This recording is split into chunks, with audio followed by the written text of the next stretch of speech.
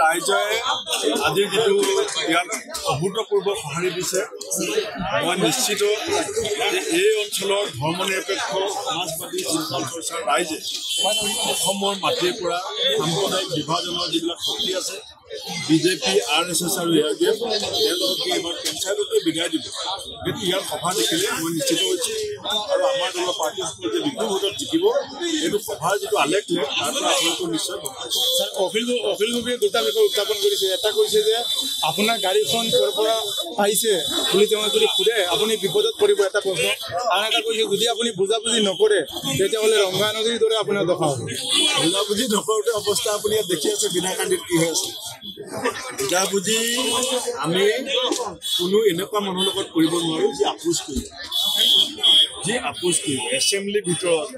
TV on হৈ থাকিলে দবৰা দবৰি কাজিয়া কৰিব আৰু টিভি অফ হৈ গ'লে সাৱতি কৰিব আমি তেনেকুৱা ৰাজনীতি নকৰোঁ আমাৰ দুষ্মনি পিয়ৰ আমি দুশ্মনী পিয়ৰ কৰোঁ দুষ্টি পিয়ৰ কৰোঁ আধা দুশ্মনী আমাৰ অভ্যাস নাই গাড়ীখন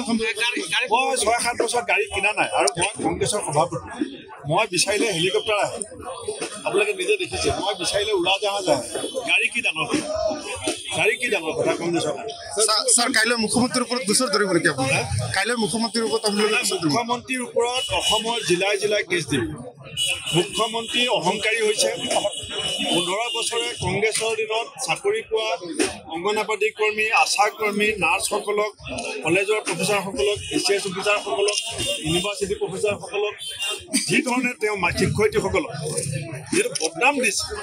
সমাজত তেওঁলোকৰ প্ৰতি সন্দেহ আৰু অবিশ্বাসৰ বাতাবৰণ সৃষ্টি কৰিবৰ কাৰণে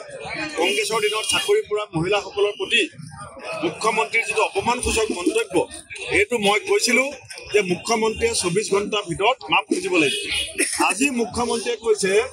যে মই ফাল্টু নেকি নিজকে কৈছে যে মই ফাল্টু নেকি এই এনেকুৱা অহংকাৰ ৰাৱণৰ হৈছিলে ৰাৱণ ফাল্টু নাছিল কিন্তু অহংকাৰী আছিল দুৰ্যোধন ফাল্টু নাছিল কিন্তু অহংকাৰী আছিল আৰু সেই অহংকাৰৰ যিটো পতন ঘটিলে এই হিমন্ত বিশ্ব শৰ্মাৰ সেইটো পতন ঘটিল তেওঁ কৈছে যে মাকৰ গাখীৰ খাই ডাঙৰ হৈছে আমিও আমুল তাজা খাই ডাঙৰ হোৱা নাই আমি ভয় কৰা মানুহ নহয় অসমৰ মানুহৰ স্বাৰ্থত অসমৰ জীয়ৰী বোৱাৰী আমাৰ বাই ভনীসকলৰ আত্মসন্মান আৰু স্বাভিমানৰ স্বাৰ্থত এই যুঁজ অব্যাহত থাকিব আৰু কালিলৈ আমি থানাই কেছ দিম